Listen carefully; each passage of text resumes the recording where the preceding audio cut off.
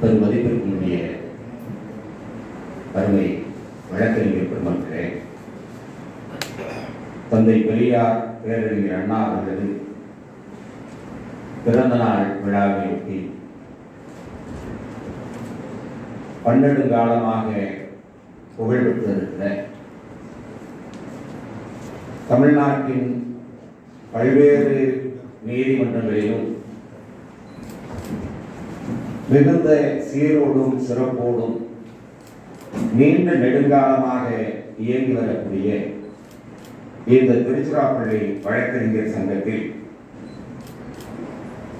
தந்தை பெரியார் அவர்களை பற்றி சில செய்திகளை உங்களிடத்தில் பரிமாறிக்கொள்வதற்கு எனக்கு இந்த நல்லதொரு வாய்ப்பினை வழங்கியிருக்கின்ற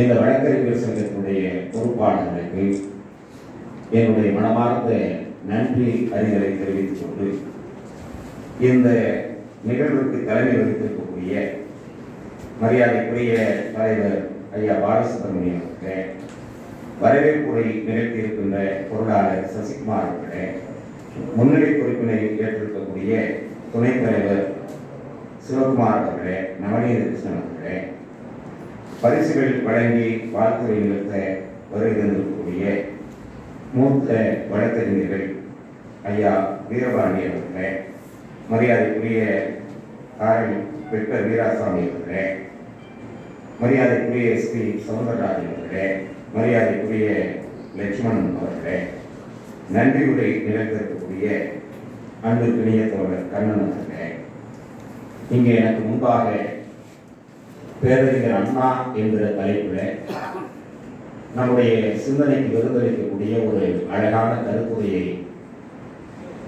நம்மிடத்தில் உரையாற்றி அமர்ந்திருக்கக்கூடிய, நான் இங்கே உரையாற்றுவதற்கு காரணமாக அமைந்திருக்கக்கூடிய எனது அன்பிற்குரிய அண்ணன் மரியாதைக்குரிய அண்ணன் கங்கை செல்வன் அவர்களே, மற்றும் உங்கள் நண்பர்களே, தோழர்களே, அறிவுசார் சான்றோர் பெருமக்களே, உங்கள் அனைவருக்கும் அன்பு இழந்த வணக்கத்தினை தெரிவித்துக் கொள்கிறேன்.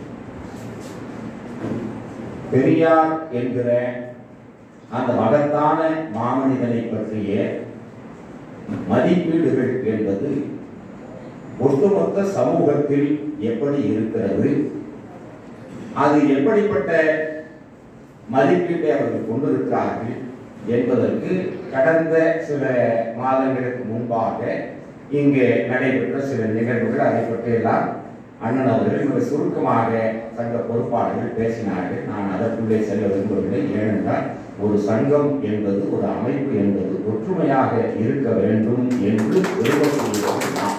தமிழினத்தின் ஓர்மையை பெரியாரை பொறுத்தவரை இது இனம், மொழி, இந்த பாகுபாடுகளுக்கெல்லாம் அப்பாற்பட்டு தேசம் என்கிற அந்த கருத்தாக்கத்தையும் தாண்டி உலக மானுட சமூகத்தின் ஒற்றுமையை விரும்பியது. எனவே ஒரு அமைப்பு, சங்கம் என்பது ஒற்றுமையோடு எல்லோருடைய பொறுப்புணர்ச்சியோடு நடைபெற வேண்டும் என்று விரும்புகிறோம் நாம். எனவே அதற்குள்ளே நான் அதிகமாக செல்லக்கூடாது, செல்லவும் விரும்பவில்லை. அதே நேரத்தில் தந்தை பெரியார் என்கிற அந்த ஒரு மகத்தான மாமனிதர், அவரை பற்றிய நம்முடைய மதிப்பீடுகள் என்ன? நாம் மிக நீண்ட நெடுங்காலமாக என்ன நினைத்துக் கொண்டிருக்கிறோம் என்று சொன்னால், அவர் ஒரு கடவுள் மறுப்பாளர். ஏன்னா அவர் மிக நீண்ட நெடுங்காலமாக அந்த பிரச்சாரத்தை தொடர்ச்சியாக முன்னெடுத்தார். ஏன்னா வேற யாரும் அந்த பிரச்சாரத்தை செய்யல. அப்ப அவர் செய்ய வேண்டிய சூழல் வருது. அதை செய்யும் போது பெரியார் மீது அந்த பிம்பம் விழுகிறது. அவர் ஒரு நாத்திகர், அவர் ஒரு மத துவேஷி, அவர் ஒரு கடவுள் மறுப்பாளர். அப்ப பெரியார் கேட்கிறார் இந்த சமூகத்தை நோக்கி, தன்னை பார்த்து கடவுள் மறுப்பாளர் என்றும் நாத்திகன் என்றும் மத துவேஷி என்றும் சொன்னவர்களை பார்த்து பெரியார் கேட்கிறார் இரண்டு கேள்விதான். முதல் கேள்வி, சர்வத்தையும் படைத்திருக்கக்கூடிய ஒரு கடவுள், அந்த கடவுளை ஊராக போய் நான் இல்லை என்று மறுத்து வருகிறேன். கடவுள் இல்லை என்று சொல்வதனால், இந்த பிரச்சாரத்தை மேற்கொள்வதனால் எனக்கு என்ன லாபம்? பெரியார் கேட்கிறார். கடவுள் இல்லை என்று ஒரு பிரச்சாரம் செய்வதனால், அதற்காக ஒரு அமைப்பை உருவாக்கி நான் இயங்கிக் கொண்டு வருவதனால் என்ன லாபம்? ஏன்னா பெரியாரால் ஆளாக்கப்பட்டவர்கள் வளர்க்கறிஞர்கள் வளர்க்கப்பட்டவர்கள் இந்த நாட்டில் ஆகக்கூடிய அனைத்து பதவிகளையும் அனுபவித்து பார்க்கும்பொழுது தந்தை பெரியார் அவர்கள் தனக்கென எந்த பதவியையும் தேடிக்கொள்ளாது. இந்த நாட்டிலே பதவி அரசு பதவி இல்லாமல் மறைந்து போன 2 பேருக்குத்தான் அரசு மரியாதையோடு உடல் அடக்கம் நடைபெற்றது. எந்த அரசு பதவியும் இல்லாமல் ஒருவர் தேசத்தின் விடுதலைக்கு பாடுபட்ட காந்தியார். காந்தியார் மறைந்த போது அரசு மரியாதையோடு அடக்கம் செய்யப்பட்டார். அவர் எந்த பதவியிலும் இருந்தது. தந்தை பெரியார் மறைந்த போதும் கலைஞர் அவர்கள் அன்றைக்கு முதலமைச்சராக இருந்தார். தன்னுடைய பதவியே போனாலும் பரவாயில்லை என்கிற அந்த முடிவோடு பெரியாருக்கு அரசு மரியாதை கொடுக்கக்கூடிய முடிவை எடுத்தார். அப்ப எந்த அரசு பதவியும் அனுபவித்து பார்க்காத ஒரு பெரியார் தன்னால் வளர்க்கப்பட்டவர்கள் எல்லாம் இந்த நாட்டின் ஆகவே அனைத்து பதவிகளுக்கும் போகும் பொழுது தன்னுடைய கல்லூரியிலே தன்னுடைய நிறுவனங்களிலே படித்த மாணவர்கள் எல்லாம் மிக உயர்ந்த பதவியிலே எட்டி பிடிக்கும் பொழுது கூட எந்த ஒரு பதவிக்கும் ஆசைப்படாதவர்களே அதை கேட்கிறார் பெரியார். எனக்கு என்ன லாபம்? ஒரு உறப்பை கடவுள் இல்லைன்னு சொல்லிட்டு வர்றதுனால எனக்கு என்ன லாபம்? இது முதல் கேள்வி. அடுத்த கேள்வி கேட்கிறார். சர்வத்தையும் படைத்த கடவுள், ஈயரும் 8000 கோடியை படைத்த கடவுள், அவனின்றி ஓர் அணுவில் அசையாது என்று நீங்கள் நம்புகிற கடவுள் என்னை படைத்து என் வாயால் அந்த கடவுளை இல்லை என்று சொல்ல வைப்பதனால் அந்த கடவுளுக்கு என்ன? இதுதான் பெரியாருடைய கேள்வி. கடவுள் இல்லை என்று சொல்வதனால் எனக்கும் எந்த லாபமும் இல்லை. பொழுது போகாம சும்மா என்ன படைச்சு நீ போய் ஊரா போய் ராமசாமி கிளம்பு போய் ஊரா போய் சாமி இல்லைன்னு சொல்லிட்டுவான்னு சொல்றதுனால கடவுளுக்கு எந்த லாபமும் இல்லை. ஆக இது இந்த ஆத்திகம் நாத்திகம் என்பது ஒரு தத்துவ விசாரணை. மனித சமூகம் தோன்றிய காலத்திலிருந்து கருத்து முதல்வாதமும் பொருள் முதல்வாதமும் ஒன்றோடு ஒன்று மோதிக்கொண்டே வந்திருக்கிறது. எனவே இதற்கு பெரியார் அதிக முக்கியத்துவம் கொடுத்தவர் அல்ல. ஆனால் அதே நேரத்தில் சமூகத்தில் அவரை பற்றிய பிம்பமாக படித்துவிட்டது அவர் ஒரு நாத்திகர் என்பதுதான். இந்த நாத்திகர் தான் பெரியார் என்று சாதாரணமாக நாம் புரிஞ்சிக்க முடியாது. எதற்காக இது போன்ற நிகழ்வுகள்லாம் நாம் ஏற்பாடு செய்யறோம்னா 50 ஆண்டு காலம் 1925 தொடங்கி 1973 அவர் இறக்கிற வரை ஒரு 50 ஆண்டு காலம் தொடர்ச்சியாக எழுதிக் கொண்டே வந்தது, தொடர்ச்சியாக பேசிக்கொண்டே இருந்தது. அவருடைய பேச்சையும் எழுத்தையும் நாங்கள் முழுமையாக படித்து விட்டோமா என்று கேட்டால் இல்லை. எல்லோருமே படித்துவிட முடியுமா என்று கேட்டால் முடியாது. எனவேதான் அந்த சிந்தனைகளை ஒரு உரையாடல் மூலமாக எளிமைப்படுத்தி நாம் புரிந்து கொள்வதற்கு இதை போன்ற வாய்ப்புகளை பயன்படுத்திக் கொள்வது.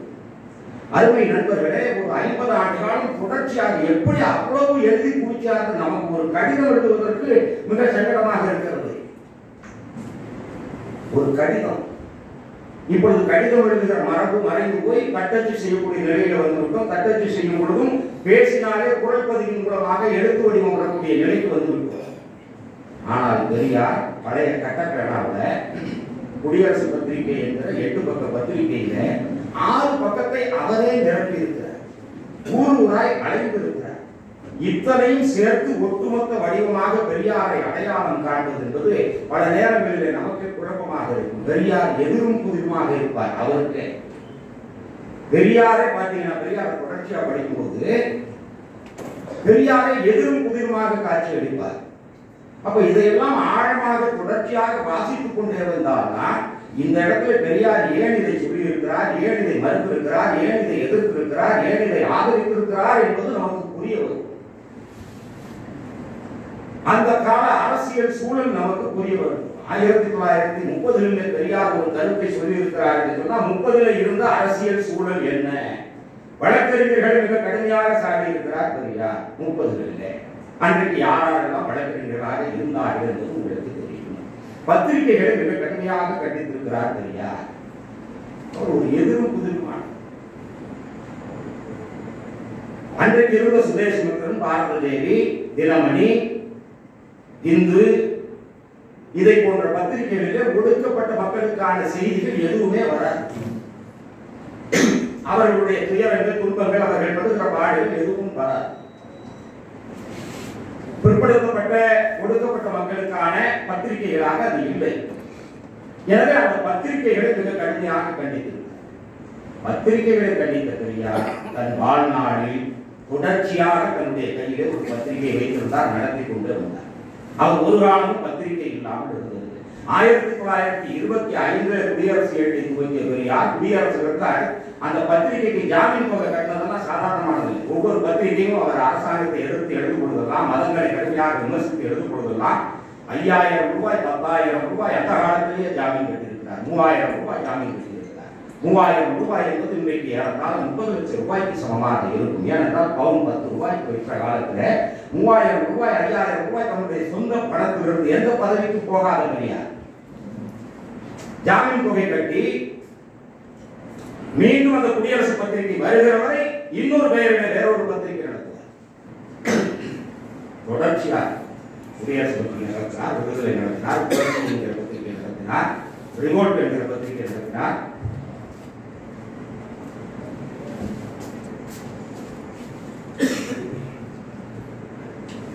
தொடர்ந்து பத்திரிகைகளை நடத்தி கொண்டு ஆனால் பத்திரிகைகளுடைய அந்த தன்மையை எதிர்த்து கொண்டே அவர் ஒரு கடவுள் மறுப்பார். ஆனால் நாம் எல்லோரும் கோவிலுக்குள்ளே போக வேண்டும் என்று விரும்பியவர். கடவுள் மறுப்பாளரான பெரியார் இந்த ஒட்டுமொத்த சமூகமும் கோவிலுக்குள்ளே போக வேண்டும் என்று விரும்புகிறார். 1927 ஆண்டிலேயே கோவில் நுழைவை நடத்தி காட்டியது சுயமரியாதை இயக்கம். சுயமரியாதை இயக்கமும் அன்றைக்கு இருந்த ஜஸ்டிஸ் பார்ட்டி என்று சொல்லக்கூடிய நீதி கட்சியினுடைய முன்னணி தலைவர்களும் இணைந்து தமிழ்நாட்டின் ஆகவே அத்தனை கோவில்களிலும் அனைத்து சாதியினரையும் அழைத்துக் கொண்டு உள்ளே நுழைந்தார்கள். நன்றாக கவனியுங்கள், அர்ச்சகர் உரிமை அல்ல, அது பிற்பாடு வருவது. எல்லா ஜாதிக்காரர்களும் கோவிலுக்குள்ள போறது. திருச்சியை சார்ந்த கியாப்பை விஸ்வநாதம் அவர்கள் திருவானைக்காவல் சண்முகேஸ்வரர் கோவிலுக்குள்ள எல்லா ஜாதி மக்களையும் அழைத்து போகிறார். சுயமரியாதை இயக்கத்தை சார்ந்த ஜெயன் ராமநாதன் அவர்கள் மலைக்கோட்டை கோவிலுக்கு அத்தனை பேரை அழைத்துக் கொண்டு போகிறார். படிக்கட்டிலிருந்து அடித்து உதைத்து உருட்டப்படுகிறார். கடவுள் மறுப்பாளர் தான், அவர் நாத்திகவாதி தான்.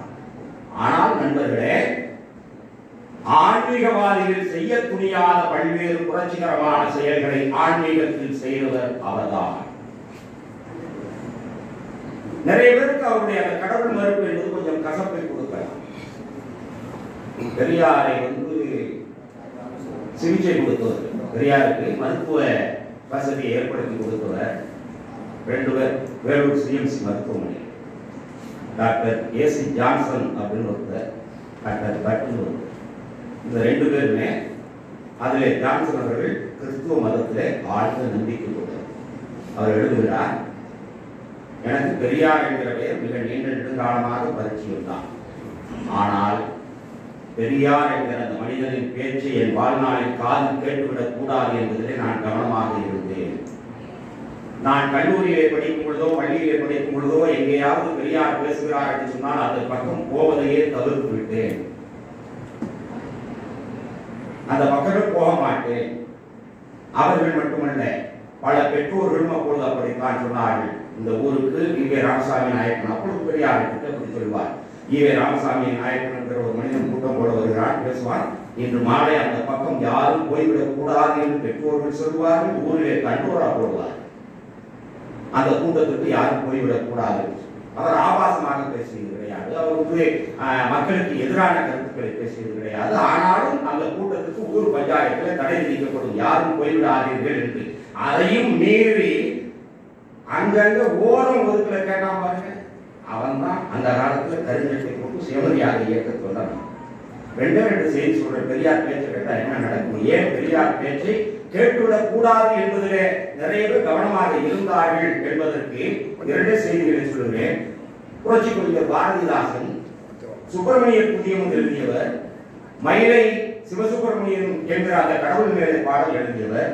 பிற்காலத்தில் அவர் அதிலிருந்து மாறி திராவிட இயக்கத்தின் ஆஸ்தான கவி என்கிற நிலைக்கு வந்துவிட்டார். அவருக்கு பெரியார் பேச்சை கேட்க வேண்டும் என்ற விருப்பம், அந்த விருப்பம் எதனால கிடைத்தது என்று சொன்னால், புதுவையிலே நோயல் என்று ஒருவர் இருந்தார். அவர் பெரியாருடைய மூத்த பெரியார் பெருந்தவர். அவர் இந்த கனக சுப்ரமணியம் என்கிற பாரதிதாசனை பெரியார் பேச்ச கேட்கலாம் வா அப்படின்னு. எனக்கு ரொம்ப நாளா அவர் பேச்ச கேட்கணும்னு ஆசை. கேட்டுட்டு அவர்கிட்ட நான் நறுக்குன்னு 4 கேள்வி கேட்கணும். ஏன் இப்படிலாம் பேசுறேன்னு கேட்கணும், அதுக்காகவே வரேன் அப்படின்னு. ஏன்னா பாரதிதாசன் சிம்மாந்து செருப்போடு இருக்கக்கூடியது, எவருக்கும் அடங்காதது, அச்சம் என்பதே அறியாது. அப்படிப்பட்ட பாரதிதாசன் பெரியாரின் பேச்சை கேட்க போகிறார். நோயாளிகளை போகிறார். பெரியார் ஒரு திண்ணையிலே கூட மேடையிலோ ஒளிபெருக்கியோ எந்த வசதி கிடையாது. ஒரு திண்ணையிலே அறிக்கை வெளிச்சத்திலே பேசுகிறார். ஒரு 3 மணி நேரம் பேசுகிறார் பெரியார். பெரியாருடைய ஆரம்ப கால பேச்செல்லாம் 3 மணி நேரம் 4 மணி நேரம் தான். கல்கி எழுதுகிறார். இந்த நாட்டுடைய சிறந்த எழுத்தாளர் என்று இன்றைக்கு பொன்னியின் செல்வன் என்கிற புதினத்தை கொண்டாடி கொண்டிருக்கிறோமே, அந்த கல்கி எழுதுகிறார். இந்த தமிழ்நாட்டில் எவருடைய பேச்சையாவது 3 மணி நேரத்துக்கு மேலாக சளைக்காமல் என்னால் உட்கார்ந்து கேட்க முடியும் என்று சொன்னால் அது ஈவே ராமசாமி நாயக்கர் பேசுவார். அவருடைய பேச்சையும் என்னால் அப்படி கேட்க முடியாது. அப்படிப்பட்ட பேச்சு, அருவி கூட கொட்டி கொண்டிருக்கிற பேச்சு, அடுக்கடுக்கான உண்மைகள் வந்து விழுந்து கொண்டே இருக்கிற பேச்சு, அதுவரை எவரும் கேட்டறியாத பேச்சு. அப்படி பெரியார் பேச பேச பேச பெரியாரை பார்த்து 4 கேள்வி நறுக்குன்னு கேட்கணும்னு வந்தார் பாருங்க பாரதிதாசன். கடைசியா எந்திரிச்சு, ஐயா இதுவரைக்கும் நான் கடவுள் மேல தவிர வேற எந்த பாட்டும் எழுதுனதுல, இனிமே கடவுளை தவிர வேற எல்லாத்தையும் எழுதுறதுன்னு முடிவு பண்ணிட்டேன். இயற்கையை பற்றி, மக்களை பற்றி, தொழிலாளர்களை பற்றி எழுத தொடங்கினேன். இன்னொரு கூட்டம் பட்டுக்கோட்டையில் பெரியார் பேசிக் கொண்டிருக்கிறார். ஒரு 20-30 பேர் தான், இந்த அளவுக்கு கூட்டம் இல்லை. ஒரு 20-30 பேர். பிரிட்டிஷ்காரன் காலம். அந்த பிரிட்டிஷ்காரன் காலத்தில் டவுசர் போட்ட போலீஸ் உங்களுக்கு தெரியுது, பந்தோபஸ்துக்கு வந்திருக்காங்க. 2 பேர் வந்திருக்காங்க. பெரியார் கூட்டத்துக்கு எதிர்த்தார்கள் உட்கார்ந்து இருக்கிற ஒரு 20-30 பேர். 2 பேர் போலீஸ் பந்தோபஸ்துக்கு வந்திருக்கிறாங்க. அதுல ஒருத்தர் அவருக்கு என்னமோ குடும்ப கவலை, தூங்கிட்டார். பந்தோபஸ்துக்கு வந்த போலீஸ் ஓரமா உட்காந்து தூங்கிட்டு இருக்கிறார். இன்னொரு போலீஸ் பெரியார் பேச்ச ஆழமா கேட்டுக்கிட்டே இருக்கிறார். கேட்க கேட்க கேட்க அவருக்கு புதிய புதிய சிந்தனைகள் ஊற்றெடுக்கிறது. இப்படிப்பட்ட ஒரு பேச்சு இதற்கு முன்னாலே நாம் கேட்டது கிடையாது. எந்தெந்த தலைவருக்கோ போய் பந்தோபஸ்துக்கு போயிருக்கிறோம், உட்கார்ந்து இருக்கிறோம், அவங்க என்னென்னமோ பேசுவாங்க. ஆனால் இப்படிப்பட்ட ஒரு பேச்சு இதுவரை நாம் அறியாத பேச்சாக இருக்கிறது, புதுமையான சிந்தனையாக இருக்கிறது என்று சொல்லி அதை பற்றியே சிந்தித்துக் கொண்டிருக்கிறார். கட்சிக்காரராக மாறி பந்தோபஸ்துக்கு வந்த போலீஸுக்கு கட்சிக்காரராயிட்டார். அவருக்கு பேர் பாலகிருஷ்ணன் பேரு. அவர் அண்ணன். அந்த பாலகிருஷ்ணனுடைய தம்பி யாருன்னு கேட்டால் எம்ஜிஆர் காலத்தில் அமைச்சராக இருந்த ராகவானந்தம். ராகவானந்தத்தின் அண்ணன் பாலகிருஷ்ணன் தான் பெரியார் பேச்சை கேட்டு கட்சிக்காரராக மாறி தன்னுடைய தம்பியை இயக்கத்தில் எப்ப நான் போலீஸா இருக்கேன், என்னால களப்பணிக்கு போக முடியாது, நீ போ அப்படின்னு நினைச்சிருக்காரு. அப்ப பெரியார் அப்படி பேசக்கூடியவர், அப்படிப்பட்ட ஆற்றல் படைத்தவர். ஆனால் அதே நேரத்தில் தன்னுடைய ஆற்றலை தவறாக பயன்படுத்தி அறியாதவர், தன்னுடைய செல்வாக்குக்காக எதையும் பேசாதவர், உள்ளபடியே மொழியை மிகச் சரியாக பயன்படுத்திய ஒரு மனிதன் பெரியார் ஒருவர் தான். ஏனென்று சொன்னால் ஒரு மொழி என்பது, அருமை நண்பர்களே, ஒரு மனிதன் தன் மனதில் என்ன நினைக்கிறானோ அதை பிறருக்கு உணர்த்துவதற்கான அதுதான் மொழியின் பயன்பாடு. ஆனால் இன்றைக்கு அந்த பயன்பாடு மங்கி போய் தன் மனதில் என்ன நினைக்கிறோமோ, அதான் ஆரம்பத்தில் மொழிக்கான அவசியமே அதுதானே. நான் மனசுல என்ன நினைக்கிறோமோ அதை உங்களுக்கு சொல்லணும். அதற்கு சில சப்த குறிகள், அது கொஞ்சம் கொஞ்சமாக இலக்கிய சிறுமை வடிவம் பெற்று மொழியாகிறது. ஆனால் இன்றைக்கு என்ன ஆகிவிட்டது கேட்டால், மனதில் என்ன நினைக்கிறோமோ அதை தவிர மற்ற எல்லாவற்றையும் உதட்டிலே பேசுவதற்கு பெயர் மொழி என்றாகிவிட்டது. ஆனால் தன் மனதில் பட்ட அத்தனைகளையும் பட்டவர்த்தமாக, இன்னும் சொல்ல போனால் நிர்வாண சிந்தனையாக, எந்த விதமான ஒப்பனையும் இல்லாமல் மக்களுக்கு வெளிப்படுத்தியவர் பெரியார். அதற்கான விளைவுகளை அஞ்சாமல் அவர் ஏற்றார். அதற்கான விளைவுகளை ஏற்றுக்கொண்டார். அது மட்டுமல்ல, அந்த மொழியை பயன்படுத்தியது மட்டுமல்ல, நிர்வாண சிந்தனையோடு ஒரு உண்மை தன்மையை ஆராய்ந்து பார்த்தது மட்டுமல்ல, ஒப்பனைகளற்ற ஒரு தலைவர், எந்த விதமான ஒப்பனைகளும் செய்யாமல் தன்னுடைய மேடைக்கு மட்டுமல்ல தான் சொல்ல வந்த கருத்துக்கும் எந்த ஒப்பனையும் செய்யாத ஒரு தலைவர். எனவேதான் அப்படிப்பட்ட தலைவர் இந்த மண்ணிலே பிறந்த காரணத்தினாலே தான் ஆன்மீகவாதிகளாக இருக்கக்கூடியவர்களும் கோவிலுக்குள்ளே நுழைய வேண்டும், எவராக இருந்தாலும் நுழைய வேண்டும் என்று படாத பாடுபட்டார். ஆனால் நிறைய பேர் டாக்டர் ஜான்சன் அவர்களைப் போலவே என்ன நினைத்துக் கொண்டார்கள், இவர் பேச்சை கேட்டால் நாம் மாறிவிடுவோம் என்ற தன்மையிலே பேசலாம். அவர் அந்த பக்கம் பேசினார் என்று சொன்னால் ஒரு 2 கிலோமீட்டர் சுற்றளவுக்கு சுற்றி போய் வீடு அடைந்து வீட்டின் கதவை கூட்டிக் கொண்டவர்கள் உண்டு. அப்படித்தான் டாக்டர் ஜான்சன் இருந்தார். பெரியாரை பற்றிய மதிப்பீடு அவருக்கு அப்படித்தான் இருந்துச்சு. இவர் சாமி இல்லைன்றவர், ஒரு அராஜகவாதி, இவர் கிட்டவே நெருங்கக்கூடாது அப்படிங்கிற எண்ணம் தான். பேரறிஞர் அண்ணா உடல்நிலை நலிவுற்ற நிலையில் 1968ஆம் ஆண்டுகளில் மிக கடுமையான உடல்நிலையோடு போராடி கொண்டிருக்கிறார். பெரியார் பார்க்க வருகிறார். அண்ணாவுக்கு சிகிச்சை அளிப்பதற்காக டாக்டர் ஏசி ஜான்சன் பக்கத்தில் இருக்கிறார். பெரியாருக்கு பார்க்கிறார். பார்த்துட்டு குலுங்கி குலுங்கி அழுகிறார். பெரியார் அழுது யாரும் பார்த்தது கிடையாது. ஏன்னா அவரை பற்றிய மதிப்பீடு என்பது அவர் ஒரு அஞ்சாத சிங்கம் என்பதுதான். ஆனால் குலுங்கி குலுங்கி அழுது விட்டு இந்த டாக்டர் இருந்தார் பாருங்க, அவர் கையை அப்படி பிடிச்சிருக்கு, ஐயா அண்ணாவுக்கு எப்படி இருக்குது, உண்மையை சொல்லு, என்ன நடக்கும் அப்படின்லாம் கேட்கிறேன். அதுதான் ஜான்சன் அவர்கள் பெரியாரோட முதல் சந்திப்பு. ஜான்சன் அன்றைக்கு ஒரு 25 வயது இளைஞர். பெரியார் ஏறத்தாழ 80 வயது கடந்த முதியவர். மிகுந்த பணிவோடு அந்த மருத்துவரை, டாக்டர் ஐயா அண்ணாவுக்கு என்ன ஆச்சு, எப்படி இருக்கு உடம்பு அப்படிங்கிறதெல்லாம் விசாரிச்சுட்டு அப்போ ஜான்சனுடைய மனதிலே பெரியாரை பற்றிய அந்த மதிப்பீடு கொஞ்சம் மாறுகிறது. இப்படிப்பட்ட ஒரு மனிதன் இவ்வளவு குறைவாகவும் இவ்வளவு பணிவாகவும், அது வரைக்கும் அந்த 25 அவர் சொல்றார், ஜான்சன் சொல்றார், அது வரைக்கும் 25 வயது இளைஞரான என்ன 80 வயது முதியவர்கள் எவரும் அப்படி ஒரு பணிவோடு நடத்தியது கிடையாது. நான் கண்ட வரையிலே பெரியார் ஒருவர் தான் என்னை அப்படி நடத்தினார். ஐயா சொல்லுங்க, ஐயா சொல்லுங்கன்னு நான் சொல்றதெல்லாம் கேட்டார். கேட்டதற்கு பிறகு அடுத்து சில ஆண்டுகள் கழிந்தது. அடுத்து ஒரு சில மாதங்களிலே, ஆண்டுகள் கூட அல்ல, ஒரு சில மாதங்களிலே அதே வேலூர் சிஎம்சி மருத்துவமனைக்கு பெரியாரை கொண்டு போகிறார்கள். மூத்திர பையிலே அவர் மூத்திர சக்தியை சுமந்து கொண்டு ஊராக பணியாற்றினார் என்று சொல்லுவோமே, சிறுநீரக கோளாறு இருக்கு. அந்த சிறுநீரக கோளாறுக்காக அடிவயிற்றிலே துளையிட்டு சிறுநீரை வேறு வழியிலே கொண்டு வருவதற்கு துளை போடுறாங்க. அப்படி துளை போடும்போது ஜான்சன் 2வது முறையாக பெரியாரை சந்திக்கிறார். அதே பணிவு, அதே தன்மையோடு பெரியார் ஜான்சனின் கையை பற்றி கொண்டு தன்னுடைய கன்னத்தில் வைத்துக் கொண்டார்.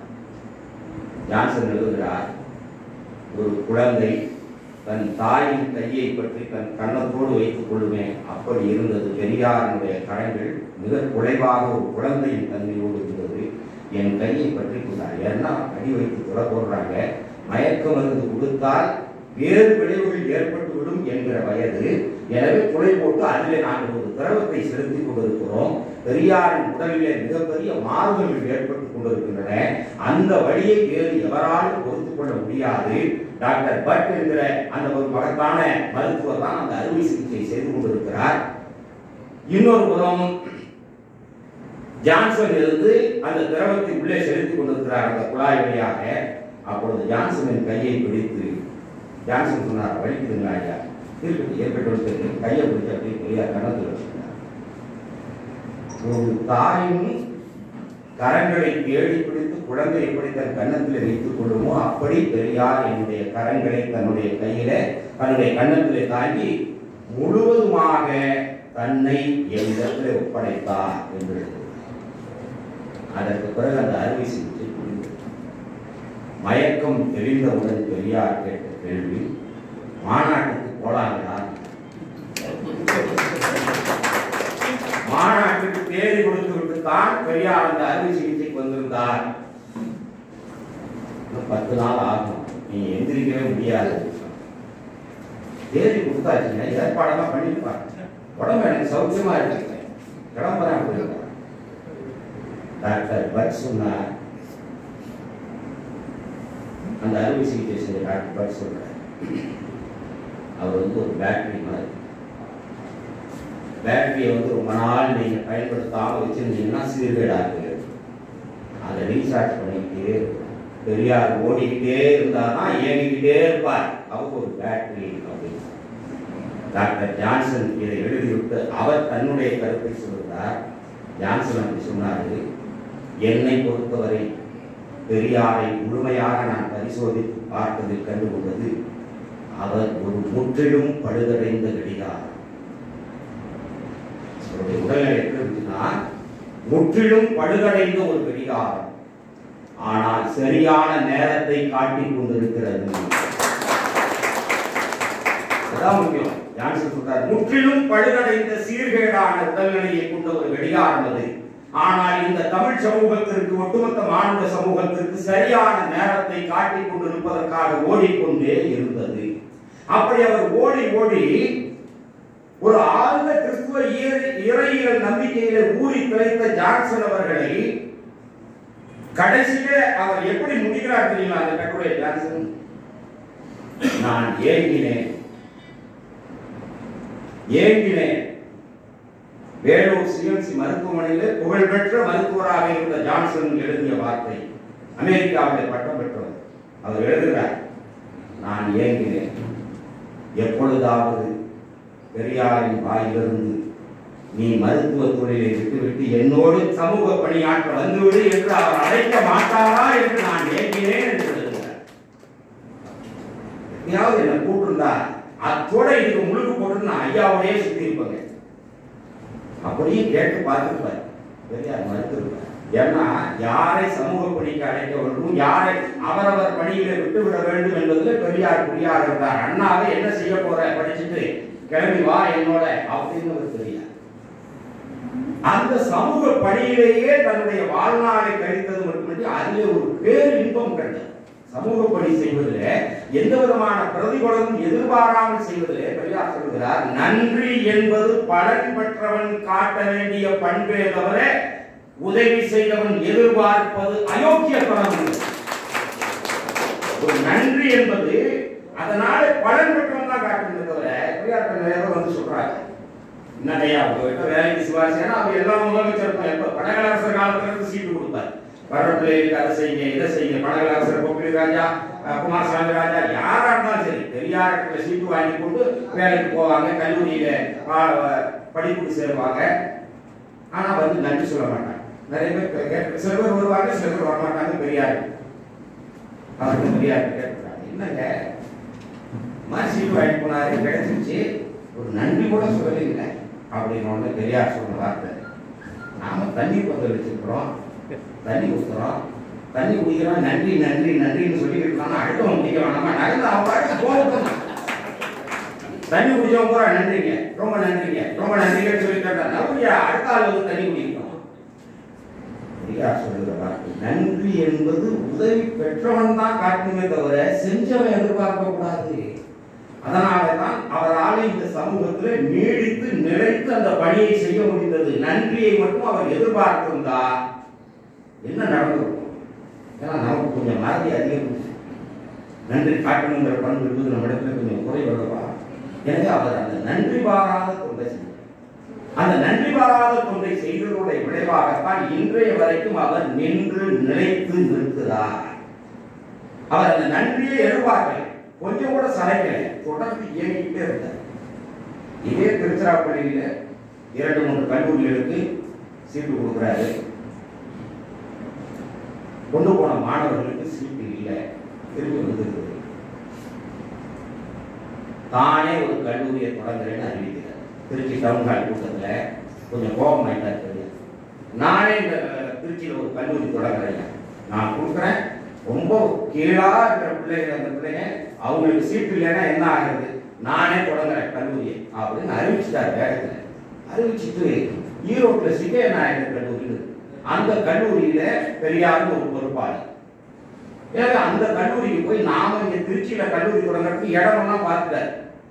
இப்ப ஈவேரா கல்லூரி இருக்குங்களா, அது லெங்கா ஹவுஸ் அப்படின்னா அந்த காலத்துல இருந்தது. அங்கே வந்து ஒரு 5 ஏக்கர் நிலத்தையும் அவர் வைத்திருந்தார். அதுக்கு கூட இவர் என்ன பண்றாருன்னா, இந்த கல்லூரி தொடங்குறதுக்கு எவ்வளவு செலவாகும் பார்க்கலான்னு சிகே நாயக்கர் கல்லூரியில போய் எல்லாம் சுத்தி பார்க்குறேன். அங்க லேப்ல எல்லாம் கொண்டு போய் காட்டுறாங்க. அவர் காட்டும் பொழுது வேதியியல் படிப்புக்கு, இயற்பியல் படிப்புக்கு இவ்வளவு லேப் இருக்கிற வசதி இருக்கணும், தராசு இருக்கணும்.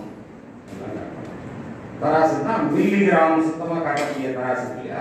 பார்த்து எவ்வளோ ஒன்று தராசு 5000 ரூபாய். எப்போ 1960 5000 ரூபாய். சரியா சொன்னாரு. எங்க வண்டி கடையில் இருக்கிற தராசு இதை விட ரொம்ப பெருசு. ஆனா இவ்வளவு வேலை இல்லைங்க. அவ்வளோ பெரிய தராசு நாங்க வச்சிருந்தது. நீங்க எல்லாம் இத்தனோட தராசை வச்சுக்கிட்டு இவ்வளவு வேலை சொல்றீங்க. ஐயா, அதெல்லாம் கிலோ கணக்கில் நிறுத்துறது. இதுல அப்படி நிறுத்த முடியாது. ஒரு தராசு 5000 ரூபாய், குறைந்தபட்சம் 30 தராசு வேண்டும். பெரியார் கணக்கு போட்டோம். தராசுக்கே செலவு. தராசு வாங்குறதுக்கே 1.5 லட்சம் ரூபாய் வேணுமா அப்படின்னு என்ன பண்றாரு? சொல்லிட்டோம். கல்லூரி தொடங்குறதுன்னு சொல்லிட்டோம். பின்வாங்கவும் முடியாது.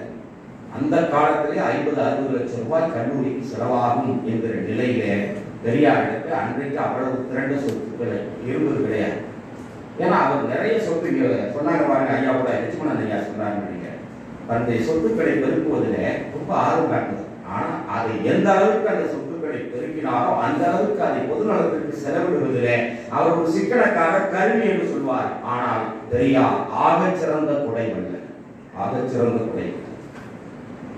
கல்லூரி தொடங்குகிறோம் என்று சொல்லிவிட்டோமே, அதிலிருந்து பின்வாங்க கூடாது என்பதற்காக அன்றைக்கு காமராஜர் அவரிடத்துல எப்படியாவது திருச்சியில ஒரு கல்லூரி தொடங்குங்கள் என்று சொல்லி அதற்கான அனுமதிகளை எல்லாம் ஏற்பாடு செஞ்சு, அது அரசு கல்லூரியாக இருக்கட்டும் அப்படின்னு சொல்லி ஏற்பாடெல்லாம் செஞ்சு திருச்சியில ஈவேரா அரசு கல்லூரி ஏறத்தாழ 2.5 ஏக்கர் நிலமும் 5.5 லட்சம் ரூபாய் பணமும் கொடுத்தார். 5.5 லட்சம் ரூபாய். அந்த கல்லூரி திறப்பு நடக்கும் பொழுது அருமை நண்பர்களே, காமராஜர் பதவியில் விட்டு போய்விட்டார்.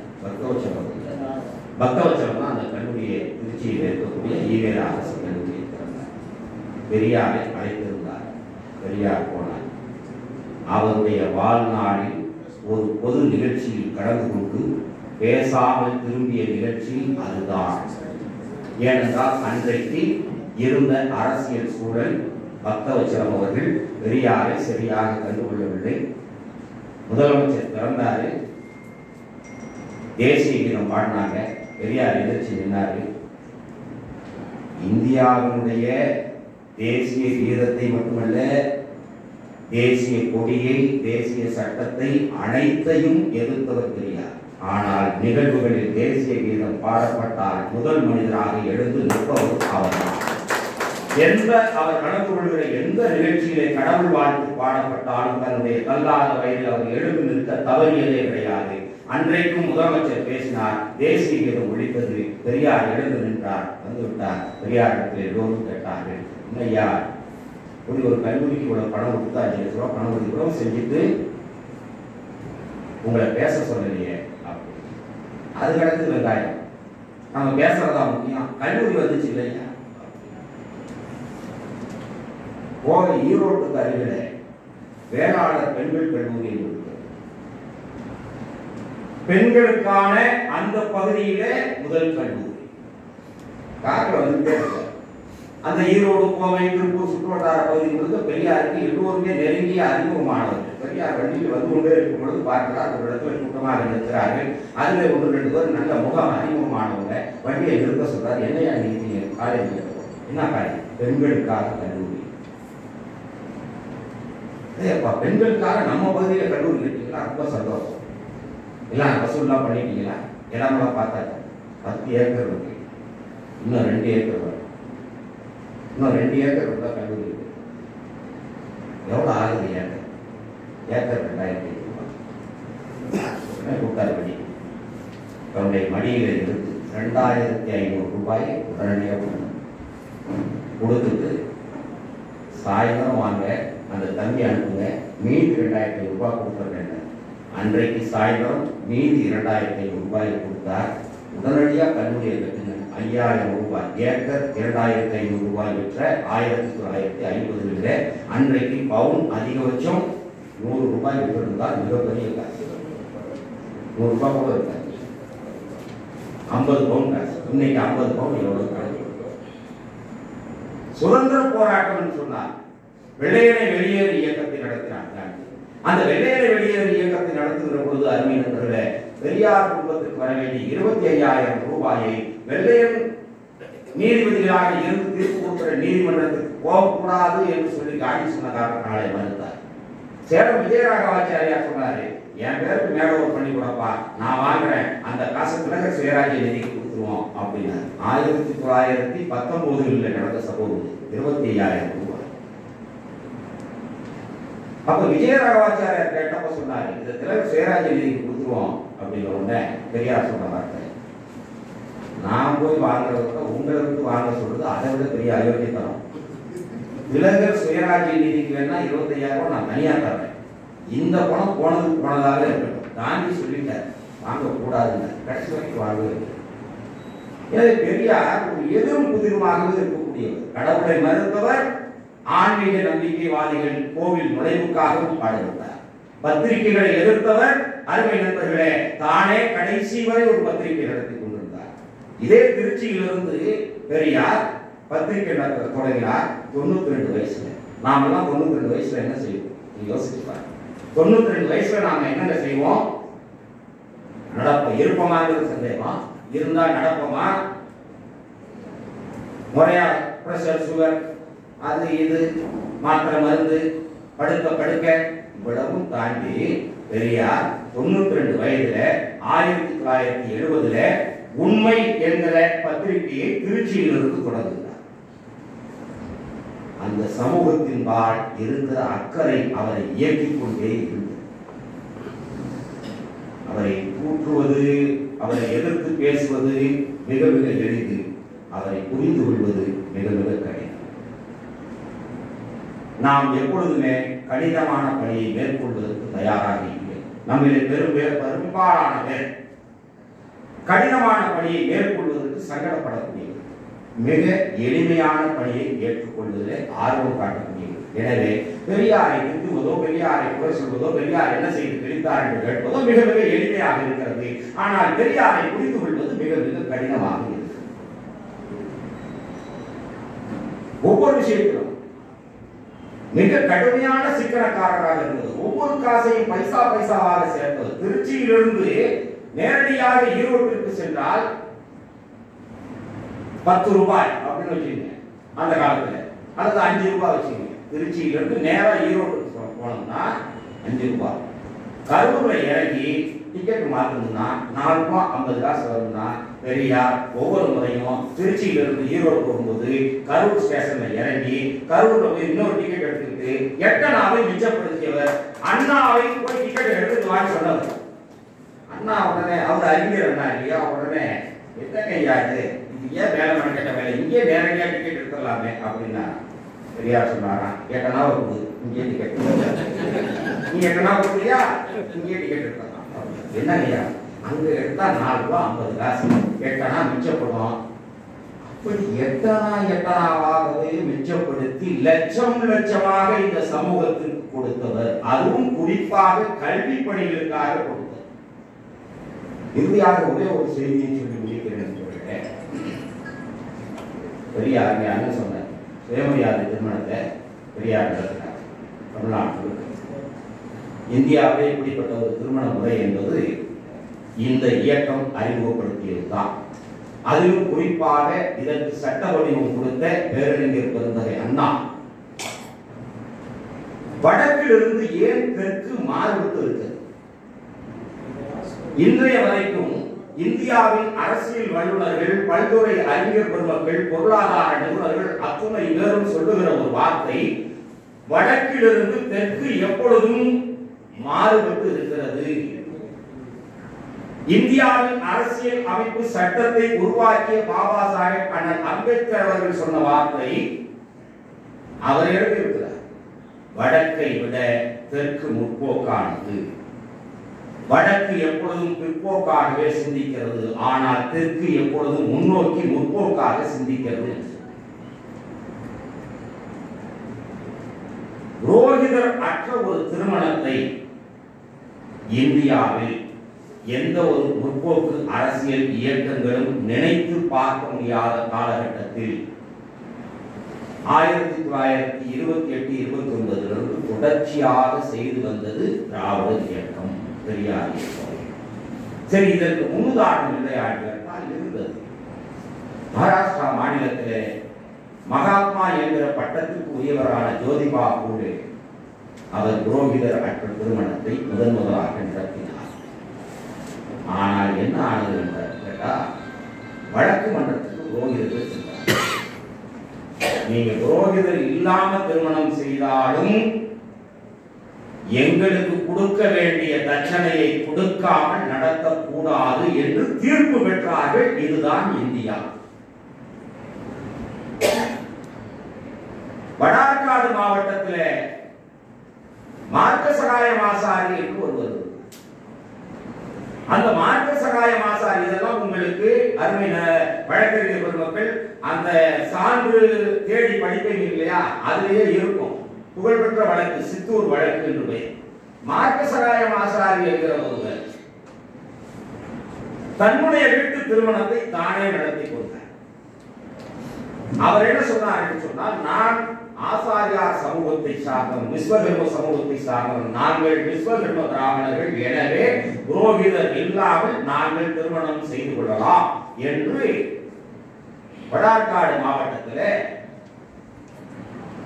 அந்த தன்னுடைய வீட்டு திருமணத்தை அவர் தானே நடத்தி கொண்டார். மார்க்க சகாயம் ஆசாரி என்று பெயர். அதே தெருவில் இருந்து குண்டப்ப ஐயர் என்பவர் இவரிடத்துல வந்து தட்சணை கேட்டார். நீ நடத்திக்க தட்சணை சட்டப்படி இது என்னோட உரிமை அப்படின்னா, இல்லை நான் கொடுக்க மாட்டேன். வழக்கு சித்தூர் கோர்ட்டு. ஏனென்றால் அன்றைக்கு வடார்காடு மாவட்டத்துடைய பகுதிக்கு சித்தூர் தான் கோர்ட்டு. சித்தூர் கோர்ட்டிலே தீர்ப்பு வழங்கப்பட்டது. மிக நீண்ட கால வழக்கு. குண்டப்பையர் மார்க்க சகாய ஆசாரி வழக்கு என்பது மிக நீண்ட காலமாக நடைபெற்ற வழக்கு, முன்னுதாரண வழக்கு. எதற்காக சொல்கிறேன்னா, பிரேம் முகர்ஜி என்கிற மேற்கு வங்காளத்துடைய கம்யூனிஸ்ட் ஆகச்சிறந்த ஆளுமை. அவர் தமிழ்நாட்டில் ஒரு சிவலியாரை திருமணத்தை பார்த்துவிட்டு, இங்கே இப்படியெல்லாம் கல்யாணம் நடக்குதா, இப்படிதாங்க நாங்கள் ரொம்ப காலமாக நடத்திக்கிட்டு இருக்கிறோம் அப்படின்னு. ஏன் நீங்கள் கம்யூனிஸ்டுகளாச்சே மேற்கு வங்காளத்தில் நினைச்சே பார்க்க முடியாது. பல்லாண்டு காலமாக பொது உடைமை இயக்கம் கொடிகட்டி பறந்த மேற்கு வங்கத்திலே கூட எங்களாலே இதை போன்ற திருமணத்தை நினைத்து பார்க்க முடியாது என்று சொன்னார்.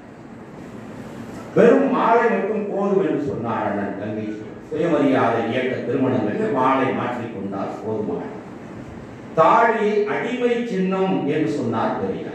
அப்படி தாலி அணிந்து கொள்வதாக இருந்தால், பெண்ணுக்கு திருமணமானதற்கு அடையாளமாக நீங்கள் தாலி அணிய வேண்டும் என்று விரும்பினால் ஆணுக்கும் ஒரு தாலியை போடுங்கள், அவனுக்கும் திருமணம் ஆகிவிட்டது என்று இந்த சமூகம் தெரிந்து கொள்ள வேண்டாமா என்று கேட்டார். அதே நேரத்தில் ஒரு சுயமரியாதை திருமணம் செய்து கொள்ள இருந்த மாப்பிள்ளை இடத்துல, ஐயா எப்படியாவது தாலி கட்டுன்னு கேட்டார். தயவு செஞ்சு தாலியாவது கட்டிடுங்க அப்படின்னு. பெரியார் எதிரும் புதிருமானவர்னா அவரை நீங்க ரொம்ப ஆழ்ந்து நம்ம படிக்கணும். தாலி கட்டக்கூடாது பெரியாருடைய நெறி. தாலி அடிமையின் சின்னம் பெரியாரின் நெறி. தாலி இல்லாத திருமணங்கள் தமிழ்நாட்டில் மிக அதிகமாக நடப்பது, சுயமரியாதை திருமணங்கள் இந்தியாவில் மிக அதிகமாக நடப்பது இந்த தமிழ்நாட்டில். காமராஜர் காலத்திலையும் பேரறிஞர் அண்ணா காலத்திலையும் கல்வி இலாக்காவினுடைய அதிகாரியாக இருந்தவர் நேத்தூர் சுந்தர வடிவேலு. அந்த நேத்தூர் சுந்தர வடிவேலு இளைஞராக பெரியார் கொள்கையை ஏற்று பெரியாருடைய அணுக்க தொண்டராக இருந்தவர். இயக்க சார்பிலே ஒரு சுயமரியாதை திருமணம் நடைபெற்றது என்று சொன்னால் குஞ்சிரம் குருசாமி அவர்களது திருமணம். புத்தூசி குருசாமி என்பவர் விடுதலை பத்திரிகையினுடைய ஆசிரியர். அந்த விடுதலை பத்திரிகையுடைய ஆசிரியராக இருந்த குருசாமிக்கு குஞ்சிரம் அம்மையாரை திருமணம் செய்து வைத்தது பெரியார். அன்றைக்கு 2000 ரூபாய் செலவு செய்து 2000 ரூபாய். இந்த திருமணம் நடந்தது 1929. 1929 2000 ரூபாய் என்பது எவ்வளவு பெரிய தொகை என்பதை பவுன் 10 ரூபாய் என்ற காலமாக இருக்கும். 2000 ரூபாய் செலவு. அந்த குருசாமியுடைய மனைவி குஞ்சிதம் குருசாமி, நல்லா கவனியுங்கள், நீங்கள் எந்த மேடையிலும் சரி அல்லது எந்த திராவிட இயக்க இதழ்களிலும் சரி புத்தூசி குருசாமி என்று எழுதிவிட்டு வெறும் குஞ்சிதம் என்று எழுத மாட்டார். அந்த அம்மையாரின் பெயர் குஞ்சிதம், வெறும் குஞ்சிதம் என்று எழுத மாட்டார். பெரியார் குஞ்சிதம் குருசாமி என்று சொல்லியே பழக்கப்படுத்தினார். குஞ்சிதம் குருசாமி என்றுதான் எல்லா இடத்திலும் சொல்லுவார். அப்படித்தான் திராவிட இயக்க இதழ்களிலும் இருக்கும். எங்களுடைய தோழர்களும் அப்படித்தான் பேசுவார். அதற்கு ஒரு செய்தி இருக்கிறது, நான் சொல்லுகிறேன். குஞ்சிதம் குருசாமி, அந்த குஞ்சிதம் குருசாமி இருக்கிறாரே, அவருடைய தங்கை காந்தம்மாள் என்று பெயர். அவர் திருமணமாக புத்தூசி குருசாமி செம்மறியார் திருமணம் வந்தார். புத்தூசி குருசாமி தொண்டை மண்டல வேளாளர் வகுப்பை சார்ந்தவர், சைவ முதலியார் என்று நினைக்கிறேன், அந்த வகுப்பை சார்ந்தவர். குஞ்சிதம் அம்மையார் இசை வேளாளர் வகுப்பை சார்ந்தவர். ஏன் எந்த கூட்டத்தில் பேசினாலும் அல்லது சாதாரணமாக மற்றவர்களிடத்தில் பேசினாலும் கூட பெரியார் குஞ்சிதம் குருசாமி என்று சொல்வார் என்று சொன்னால், அந்த சமூகத்து பெண்களுக்கு அப்பொழுது கணவர் பெயர் கிடையாது. அவர்களுக்கு தலைப்பெழுத்தே தாயின் முன்னெடுத்து தான். உதாரணம், அவர்களுக்கு கணவர் பெயரோடு சேர்த்து சொல்கிற மரபு கிடையாது. பெரியார் எப்பொழுதுமே என்ன கேட்பார் என்று சொன்னா, ஒவ்வொரு ஆணின் வெற்றிக்கு பின்னாலும் பெண் இருக்கிறார் என்று சொல்லுகிறீர்களே, எப்பொழுது ஒரு பெண்ணின் வெற்றிக்கு பின்னால் ஆண் இருக்க போகிறார்? இவர் கலெக்டர் மனைவி, இவர் தாசில்தார் மனைவி என்று சொல்வது எப்படி இருக்கிறது சொன்னா, இது கலெக்டர் வீட்டு நாய், இது தாசில்தார் வீட்டு நாய் என்று சொல்வதற்கும், இந்த அம்மையார் கலெக்டர் மனைவி, இந்த அம்மையார் தாசில்தார் மனைவி என்று சொல்வதற்கும் என்ன வேறுபாடு என்று கேட்டவர். அப்படிப்பட்ட பெரியார் குஞ்சிதம் அம்மையாரை குறிப்பிடும் பொழுதெல்லாம் குருசாமியின் பெயரை தப்பாமல் உச்சரிப்பார். குஞ்சிதம் குருசாமி என்றுதான் சொல்லுவார். கணவன் பெயரை எதற்காக போட்டுக் கொள்கிறீர்கள் என்று கேட்ட பெரியார் ஏன் குஞ்சிதம் குருசாமி என்று சொல்வார் என்று கேட்டார். அவர்களுக்கு கணவர் பெயர் தெரியாது, கிடையாது என்று இருந்த சமூகத்திலிருந்து வந்தது. அந்த குஞ்சிதத்தினுடைய தங்கை காந்தா அம்மாள் என்றிருந்தார். அவர்களுக்கு நேற்று சுந்தரவடிவேலை மனம் முடிப்பதற்காக பேசுகிறார். நேற்று சுந்தரவடிவேலும் மேற்கத்து ஒரு சார்ந்தார். அவர் வீட்டிலே கடும் எதிர்ப்பு. பெரியார் அரக்கோணத்துக்கு ரயிலிலே போகிறார். அப்பொழுது சுந்தரவடிவேலையும் நீங்க வாங்க என் கூட இந்த திருமணத்தை பத்தி பேசி முடிச்சிடலாம் அப்படின்னு ரயிலில் கூட்டிட்டு போறாரு. உங்களுக்கு கேட்கிறார். பெரியார் பெண் வீட்டார் சார்பா பேசுறார். புத்தூசி குருசாமியினுடைய கொழுந்தியார் அந்த அம்மையாருக்கு நேற்று சுந்தரவடிவேலு மனம் முடிக்கிறதுக்காக பேசுறார். பெரியார் வெறும் இயக்க தலைவராக மட்டும் இருந்தவர் அல்ல, குடும்ப தலைவராகவும் இருந்தார். அப்படி பேசும் பொழுது, இந்த மாதிரி பொண்ணு இவ்வளவு படிச்சிருக்கு, நீங்க படிச்சிருக்கீங்க, சேவையார் திருமணம் தானே, உங்க வீட்டில் ஒத்துக்கிட்டாங்களா? இல்லையா, ஒத்துக்க மாட்டாங்க. ஏன் ஒத்துக்க மாட்டாங்க? நான் வந்து பேசி பார்க்கறேன், உங்க அப்பா அம்மாட்ட நான் பேசுறேன். ஒத்துக்கவே மாட்டாங்க. கல்யாணத்துக்கு முன்னாடி ஒரு முறை ஒரு வாய்ப்பு கொடுங்க, நான் என்ன பேசி பார்க்கறேன். கெட்டு போயிடும், என்னை வீட்டோட அடைச்சி வச்சுக்குவாங்க. அதுக்கப்புறம் இந்த திருமண முயற்சியை தடவிட்டு போயிடும். ரொம்ப ஜாதி இருக்குது அவங்களுக்கு, அதனால அது முடியாது. சரி, கல்யாணத்தை எப்படி நடத்துறாங்க? ஒரு ரிஜிஸ்டர் ஆஃபீஸில் ஒரு 5 பேரை வச்சு நடத்தி பெரியார் புத்தூசி குருசாமிக்கு நான் 2000 ரூபாய் செலவு பண்ணி கல்யாணம் பண்ணியிருக்கேன், உங்களுக்கு 3000 ரூபாய் செலவு பண்ணி கல்யாணம் பண்ணி கிராண்டா நடக்கும், நல்லா நடக்கும். ஒரு 100 பேரை கூப்பிடலாங்க, ஒரு 200 பேரை கூப்பிடலாங்க அப்படிங்கிறது. எல்லா செலவும் நான் பார்த்துக்கிறேன். மணமகன் நேற்று சுந்தரவடிவேலு என்னங்கய்யா சிக்கணும்னு சொல்லிவிட்டு கல்யாணத்தை ஆடம்பரமா நடத்தக்கூடாது. சுயமரியாதை மாநாடுகளிலே திருமண செலவு என்பது ஒரு நாளைக்கு மிஞ்சக்கூடாது. ஏன்னா அப்ப கல்யாணம் 1 வாரம் நடக்கும். ஒரு நாளைக்கு மேல் திருமண ஏற்பாடு இருக்கக்கூடாது என்று சுயமரியாதை மாநாட்டில் தீர்மானம் போட்ட காலம். பெரியார் சொல்லுகிறார், ஒரு மனிதனுக்கு திருமண செலவுங்கிறது எப்படி இருக்கு தெரியுமா? அவனுடைய 15 நாள் வருமானத்தோட இருக்கும். ஒரு மனுஷன் ஒரு மாசத்துக்கு சம்பளம் 50,000 ரூபாய்னா அவனுடைய திருமண செலவு 25,000 இருக்கணும். அவ்வளவுதான் திருமண செலவு. வரவுக்கு மேல் செலவு செய்வதுதான் விபச்சார தன்மை என்று சொன்னவர் பெரியார். அப்படிப்பட்ட பெரியார் நேத்து சுந்தரவடிவேல் கிட்ட மல்லு கட்டி சொல்றாரு, பெருசா நடக்குவோங்க, நூற்றுக்கணக்கான கூப்பிடுவோம், பத்திரிக்கை அடிப்போம், நல்லா நடக்கும் அப்படின்னு. ஏன்னா நீங்க சிக்கன சொல்லிட்டு கடைசியில் என்ன இவ்வளவு செலவுல எடுத்துருவீங்க, நான் செலவு பண்றேன்னு. ஒரு 10 பேர் நீங்க சொல்றீங்கிறதுக்காக 5 பேரை 10 பேரை ஆகிக்கலாம், ரிஜிஸ்டார் சொல்லி கல்யாணத்தை முடிக்கிறோம். பெரியாருக்கு அதில் உடன்பாடு இல்லை, இருந்தாலும் ஒத்துக்கிறேன்.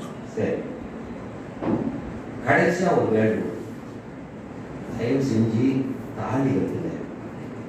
கேட்டது யாரு? தாலி அடிமையின் சின்னம் என்று சொன்ன பெரியார் தன்னிலும் ஏறத்தாழ ஒரு 40 வயதுக்கு கீழே இருக்கக்கூடிய இளைஞனாக இருக்கின்ற நேத்து சுந்தரவடிவேலுவிடம் இறைஞ்சி கேட்கிறார், கெஞ்சி கேட்கிறார், தயவு செய்து தாலி கட்டுங்க அப்படின்னு. நேத்து சுந்தரவடிவேலு இளைஞர் துடிப்பு. என்னங்க ஐயா நீங்க உங்க பேச்சை கேட்டுதான் நாங்க சேவையா திருமணம் பண்றோம், உங்க பேச்சை கேட்டுதான் தாலி கட்ட மறுத்து மலர் மாலைகளை மாத்திக்கிறோம், மோதிரம் மாத்திக்கிறோம், நீங்க இப்ப தாலி கட்டுங்கன்னா என்ன அர்த்தம் அப்படின்னு மறுக்கிற, எவ்வளவு மறுக்கிற. கடைசி அரக்கோணம் வர வரைக்கும் பெரியார் நயந்து கேட்டு தாலி கட்டுங்க கட்டுங்க. அதை தன்னுடைய நினைவலைகள் என்கிற நூலிலே நேத்து சுந்தரவடிவேலு பதிவு செய்திருக்கிறார். கடைசி வரைக்கும் அவர் கட்டல. பெரியார் ஏன் என்னை தாலி கட்ட சொல்லி அவ்வளவு இறைஞ்சு கெஞ்சி கேட்டுக்கொண்டார் என்பதை அன்றைக்கு இளமை பிடிப்பிலே நான் உணரவில்லை, கொள்கை பிடிப்பிலே இருந்த காரணத்தினாலே உணரவில்லை. பிற்காலத்திலே உணர்ந்தேன். காந்தம் அம்மையார் இசைவேளாளர் குடும்பத்தை சார்ந்தவர், அவர்களுக்கு தாடி என்பதே கிடையாது. அப்படிப்பட்ட சமூகத்து பெண்களின் கழுத்திலே தாடி தொங்க வேண்டும் என்று விரும்பிய தலைவர் பெரியார். எனவே பெரியாரை பொறுத்தவரை அவர் ஒரு முரட்டுத்தனமான பிடிவாதக்காரர்கள் என்கிற பிம்பத்தை அவர் மேலே சுமத்துவார்கள் பல பேர். அருமை நண்பர்களை நன்றாக தெரிந்து கொள்ளுங்கள். பெரியார் நடைமுறை சிந்தனையார், யதார்த்த சிந்தனையார். இந்த சமூகத்தை முன்னோக்கி செலுத்துவதற்கு மிக கடுமையான முயற்சிகளை மேற்கொண்ட அவர் அது முடியாத கட்டத்தில் என்ன செஞ்சிருக்கணும்? ஆயுதம் தாங்கிய போராளியாகவே மாறி இருக்க வேண்டும். சுட்டு தள்ளிக்கார போன அவ்வளவு ஆக்கம் இந்த சமூகத்தின் மீது. ஏன்னா தன்னை அழிவு வேலைக்காரன் என்று பிரகடனப்படுத்திக் கொண்டது. நான் எதற்காக வந்திருக்கிறேன் சொல்ற, நான் ஒரு அழிவு வேலைக்காரன் என்று சொல்கிறேன். ஆனால் ஆக்கப்பூர்வமான வேலைகளை இந்த மண்ணிலே செய்ய தன்னை அழிவு வேலைக்காரன் என்று சொல்லிக் கொண்டு ஆக்கப்பூர்வமான வேலையை செய்த அவர் இந்த சமூகத்தின் மீது இருந்த கோபம், கடவுள், மதம், சாஸ்திரம், சம்பிரதாயம், புராணம், இதிகாசம், இலக்கியம் அனைத்தின் மீதும் அவருக்கு விமர்சனம் இருந்தது, கோபம் இருந்தது, மாற்று பார்வை இருந்தது. அப்படிப்பட்ட நிலையிலே திருந்தாத இந்த சமூகத்தின் மீது அவருக்கு கோபம் இருந்திருந்தால் ஆயுதம் தாங்கிய போராளியாக இருந்திருக்க வேண்டும். ஆனால் இந்த மண்ணில் ஆகச் சிறந்த காந்தியவாதி பெரியார் ஒருவர்தான். காந்தியத்தை மிக கடுமையாக விமர்சித்த பெரியார் கடைசி வரை காந்தியத்தை கடைபிடித்தவர். காந்தி எதிர்வழக்காட மாட்டார், பெரியார் எதிர்வழக்காட மாட்டார். காந்தி பதவி மறுப்பாளர், பெரியார் பதவி மறுப்பாளர். காந்தியார் அருமை நண்பர்களே தன்னுடைய மாற்று கருத்துடையவர்களை நேருக்கு நேர் வரவழைத்து பேசுவார். அவர்கள் எழுதுகிற கட்டுரைகளுக்கு தன்னுடைய பத்திரிகைகளை இந்தியா போன்ற பத்திரிகைகளை போட்டு மறுப்பு கட்டுரை எழுதுவார். பெரியார் தன்னுடைய மாற்று கருத்தாளர்களை மதித்தார். தன்னுடைய மாற்று கருத்தாளர்கள் எவராக இருந்தாலும் அவருடைய கட்டுரைகளை தன்னுடைய குடியரசு பத்திரிகையிலோ விடுதலை பத்திரிகையிலோ போட்டு அதற்கு கீழே தன்னுடைய குறிப்புகளை எழுதுகிற ஒரு ஆகச்சிறந்த ஜனநாயகவாதியாக திகழ்ந்தவர். ஆனால் தன்னை சர்வாதிகாரியாகவே அடையாளம் காட்டிக் கொண்டவர். எனவே பெரியார் என்பவர், அவரை நாம் புரிந்து கொள்வதற்கு நீண்ட நெடுங்கால வாசிப்பு தேவை. உங்கள் அத்தனை பேரையும் நான் மீண்டும் மீண்டும் கேட்டுக்கொள்வது, பெரியாரை நேசிக்க வேண்டும் என்பதற்காக நான் இங்கு வந்து பேசவில்லை. நீங்கள் அத்தனை பேரும் பெரியாரை நேசிக்க வேண்டும் என்பதற்காக நான் இந்த உரையை அமைத்துக் கொள்ளவில்லை. காரணம், ஒரு மனிதன் மீது நேசிப்பு தன்மை வந்துவிட்டால் அவர்களுடைய கருத்துக்கள் ஆராயப்படாமல் போய்விடும். ஒருவருக்கு ஒருத்தர் பிடிச்சிருச்சு அப்படின்னா ஆராயவே மாட்டோம், சிந்திக்கவே மாட்டோம். எனவே நான் இங்கே பேச வந்தது உங்கள் அத்தனை பேரையும் பெரியாரை நேசிக்க வைத்து விட வேண்டும் என்பதற்காக அல்ல, பெரியாரை வாசிக்க வைத்து விட வேண்டும் என்பதற்காக. பெரியாரை வாசியுங்கள், அதற்கு பிறகு பிடித்தால் நேசிக்க துவங்குங்கள். ஒவ்வொரு கூட்டத்திலும் 95 ஆண்டு காலம் வரை வாழ்ந்த பெரியார் ஒவ்வொரு கூட்டத்திலும் தவறாமல் தொடங்கும் போதும் முடிக்கும் போதும் சொன்ன வார்த்தை, என் அறிவுக்கு சரி என்று பட்டதை உங்களிடத்திலே சொல்லி இருக்கிறேன். உங்கள் அறிவுக்கு சரி என்று பட்டால் எடுத்துக் கொள்ளுங்கள், இல்லை என்றால் விட்டுவிடுங்கள். இதுதான் ஆகப்பெரிய ஜனநாயகம், இதுதான் ஆக சிறந்த கருத்துரிமை. இந்த நீங்கள் எல்லோருமே சட்டம் படித்தவர்கள். மிகப்பெரிய வன்முறை எதுவென்று கேட்டால், ஒருவனை கத்தியால் குத்துவதோ, அறிவாளால் வெட்டுவதோ, துப்பாக்கியால் சுடுவதோ அல்ல நண்பர்களே, ஒருவன் கருத்தை உணர்த்துவது. கருத்தியல் தீவிரவாதம், கருத்தியல் வன்முறை தான் மிகப்பெரிய வன்முறை. ஒரு கருத்தை வழிந்து திணிப்பதும், ஒருவனின் சிந்தனையை ஆக்கிரமிப்பதும், ஒரு கருத்தை சொல்லி இந்த கருத்தை ஏற்கவில்லை என்று சொன்னால் நீ நரகத்துக்கு போவாய், இதை மறுத்தால் நீ மத துவேஷி என்று சொல்வதுதான் ஆகப்பெரிய வன்முறையாகும். பெரியார் கருத்து சுதந்திரத்தை பரப்பினார், கருத்து ஜனநாயக உரிமையை கொடுத்தார். அது மட்டுமல்ல, என் அறிவுக்கு சரியென்று பட்டதை சொல்லி இருக்கிறேன், உங்கள் அறிவுக்கு சரியென்று பட்டால் எடுத்துக் கொள்ளுங்கள். உங்கள் கருத்து மாற்று கருத்தாக இருந்தாலும் அந்த கருத்தை நீங்கள் சொல்லுங்கள். நான் சொல்வது சரியாக இருந்தால் நீங்கள் ஏற்றுக்கொள்ளுங்கள், நீங்கள் சொல்வது சரியாக இருந்தால் நான் ஏற்றுக்கொள்கிறேன் என்கிற பரந்த முற்போக்கு ஜனநாயக வெளியை இந்த தமிழ் மண்ணில் உருவாக்கிய தத்துவ தலைவன் பெரியார் ஒருவரே என கூறி விடைபெறுகின்றேன். நன்றி.